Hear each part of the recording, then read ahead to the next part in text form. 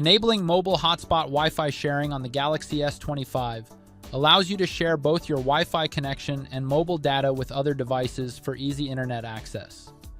Here's how it's done. To get started, tap the Home button to return to the home screen. Next, swipe down from the top to open the notification panel, then tap on the Settings icon.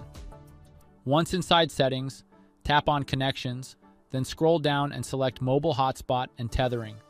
From there, tap Mobile Hotspot, then tap on the network name to configure its settings. For more options, tap Advanced to expand the menu, then scroll down until you see Wi-Fi sharing.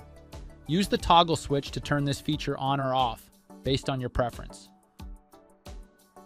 Once you've made your changes, tap Save to apply the settings. And that's it. Now you know how to manage mobile hotspot Wi-Fi sharing on your Galaxy S25.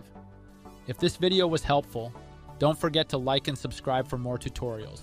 Thanks for watching.